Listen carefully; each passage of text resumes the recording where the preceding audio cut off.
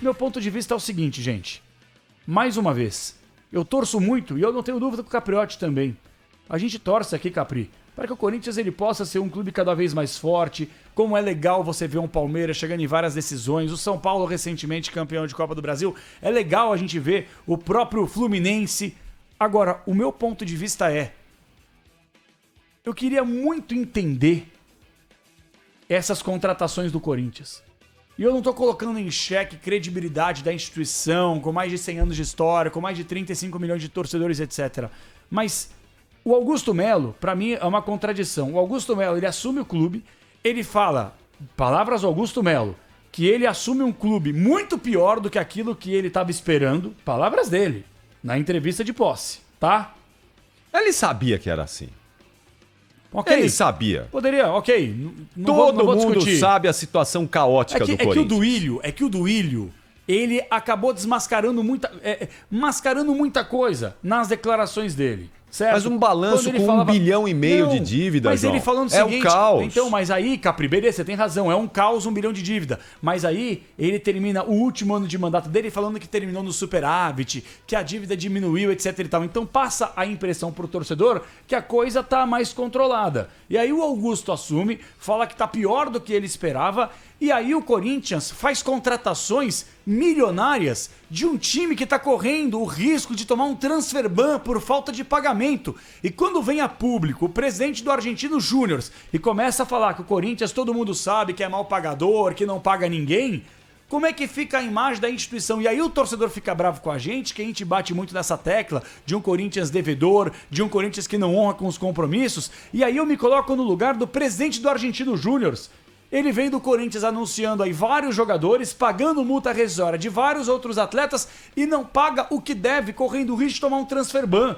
Cara, assim, me parece que o início da gestão do Augusto Melo, que ele precisa obviamente contratar, claro que ele precisa, ele não tem time hoje, mandou muita gente embora.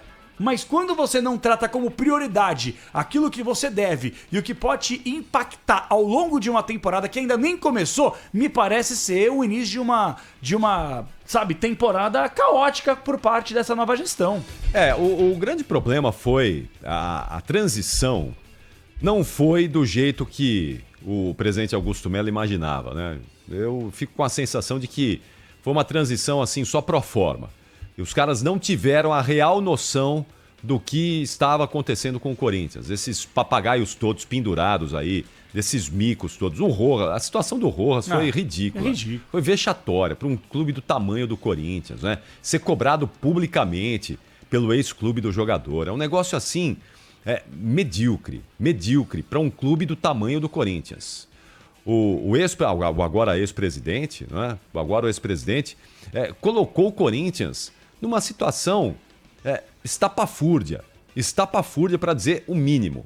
E agora o Augusto Melo vai ter muito trabalho para colocar a casa em ordem.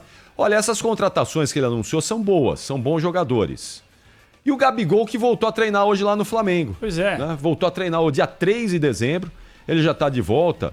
E eu fico imaginando que o Gabigol deve estar batendo na porta lá do presidente do clube. Ele, escuta, o que vocês vão fazer comigo? Eu vou ficar aqui, vou pro Corinthians. O Corinthians está querendo me contratar, eu vou para São Paulo, vou pro Corinthians, vou continuar aqui no Flamengo, vou jogar, não vou. O Tite gosta de mim, não gosta. Vou ter espaço, não vou. Porque ele voltou já no dia... Voltou, antecipou a volta dele. Sim. O Gabigol antecipou a volta para ir treinar hoje. Foi treinar hoje. Isso sinaliza que o cara deve estar aí já de olho em alguma coisa. E o Corinthians, nessa história de... Você lembra aqui no finalzinho do programa? Acho que foi o nosso último, um dos últimos programas, né, João? Quando a gente conversou com o Rosalá, o diretor financeiro do Corinthians, e ele disse, olha, tudo bem, querem trazer o Gabigol ganhando 2 milhões por mês, não tem problema, pode trazer. Só que o elenco vai ter que ser enxuto, porque a folha de pagamento do Corinthians vai ter que caber em 20 milhões de reais. Que já é alta, né? Que já é alta. Já é alta pra caramba. Vai ser esse ano aqui de novo, terceira ou quarta folha do país. Sem dúvida. Que é alta barbaridade. Tudo bem, então vocês querem o Gabigol, mas então não vai trazer outro jogador, não vai trazer mais alguém. É o Gabigol e mais outros aí que vão carregar o piano pra ele. Exato.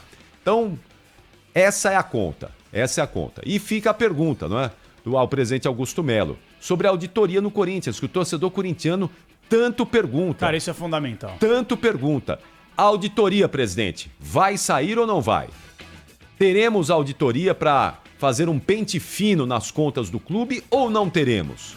Aí ele prometeu, não é? Exato. Durante a campanha ele prometeu que vai ter auditoria. Sim. Então vamos aguardar, estamos esperando aí para ver qual vai ser o destino das contas do Corinthians. Por que eu tô fazendo aqui algumas críticas em redações? Não é uma crítica à nova gestão do Augusto Melo. Não, nem começou. Eu seria muito, injusto de pegar e começar a criticar algo que ainda não começou. Mas pra mim, vou dar um exemplo aqui, notícia do Belo, Marco Belo.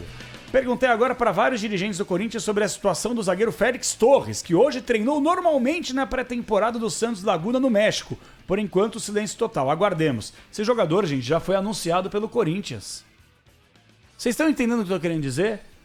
O jogador foi anunciado pelo clube, ele se reapresentou hoje, iniciou a pré-temporada pelo Santos Laguna no México e as coisas não estão assinadas ainda. O Garro sem contrato assinado e já foi anunciado também. Então esse tipo de coisa me parece muito amadora. Pode vir a fechar? Até pode. Mas é muito risco. Eu vou dar um exemplo aqui. O presidente Augusto Melo, quando ele esteve na Pizzaria Emílio Novecento, ele falou abertamente para nós sobre o Robert Renan. Tava fechado, repercutiu, etc e tal. O jogador foi parar no Internacional. Então cria uma expectativa na cabeça do torcedor e o torcedor ele já tá machucado, ele já tá dilacerado, ele já tá frustrado. Há tanto tempo com péssimas gestões incompetentes e muitas gestões mentirosas. Gestões que mentiram pro torcedor. Gestões que mentiram pra você, torcedor. E eu não tô botando fé que essa vai ser mais uma nova gestão que vai ficar mentindo pra você. Até porque Augusto, na declaração dele, ele deixou muito claro que as contratações que chegaram, que vão chegar ao Corinthians, são contratações que ele vai abrir os valores, as porcentagens, e ele vai ser transparente, coisa que nós não tínhamos nas últimas gestões, desde o Roberto de Andrade, Mário Gobi, de Andrés, de Duílio. E outra coisa que me preocupa é a seguinte, é a própria declaração do Augusto Melo sobre a Caixa Econômica Federal, porque o ex-presidente André Sanches falou que esse mês já resolve a coisa. E o Augusto Melo falou que não acredita. Então que transição positiva é essa? Os caras só comandam o clube pra eles, não comandam o clube pro torcedor, cara. Isso é uma vergonha, velho. É uma vergonha. Não, o negócio da Caixa tá cada dia mais claro. Não sei que amanhã, não é? Não sei que amanhã a direção do Corinthians ou um ex-dirigente da antiga administração venha a público e diga, tá aqui o acordo firmado com a Caixa, resolvemos, quitamos a pendência. Porque nesse momento aqui, ó, 8 horas e 2 minutos do dia 3 de janeiro de 2024, tá muito claro que aquela foi uma conversa política. Foi uma tentativa ali desesperada de tentar vencer a eleição. Uma tentativa desesperada de tentar virar um jogo ali para vencer a eleição no Corinthians da chapa Renovação e Transparência. Porque nada sinaliza nesse momento aqui, insisto, que haverá um acordo entre Corinthians e Caixa Econômica para quitar a dívida do estádio. E aí, esse pepino vai seguir atormentando, esse fantasma vai seguir atormentando a vida do Corinthians. Nós ouvimos lá o Rosalá, o diretor financeiro do clube, falando que os juros, só juros. O Corinthians não paga o estádio. O Corinthians paga juros. Exato. O Corinthians paga juros. É igual você aí que faz aquelas contas milionárias no cartão de crédito e agora finalmente, não é? Finalmente a gente vai ter aí só 100% de juros no cartão de crédito, só entre aspas, né? Que ainda é uma vergonha, um roubo ainda. Mas a gente tinha 300% de juros no cartão de crédito. Então você tinha aquela dívida milionária, o que você fazia? Você ia pagando só os juros. Mas você vai pagando os juros e a dívida vai aumentando. Juros de cartão de crédito é uma loucura, não é? Nada acompanha. Então o Corinthians é a mesma coisa, paga juros do estádio, paga só os juros, a dívida para valer não consegue pagar porque não tem dinheiro, e essa dívida vai se tornando impagável. Impagável. E a situação vai ficando cada vez pior. Ano após ano, entra ano, sai ano, e a situação do Corinthians vai ficando só cada vez pior. Vamos ver se vão conseguir trazer mais dinheiro para o clube agora, não é? Tomara. Se mais dinheiro de patrocínio master, mais dinheiro. O presidente Augusto Melo disse que vai aumentar a capacidade da Arena Corinthians para 54 mil espectadores, naming rights do CT. Vamos ver se com mais dinheiro. De casa de aposta, que pode pagar mais, etc. É isso. O Rosalá vai ter que fazer aquela famosa engenharia financeira para conseguir ter um time minimamente competitivo e pagar as suas dívidas.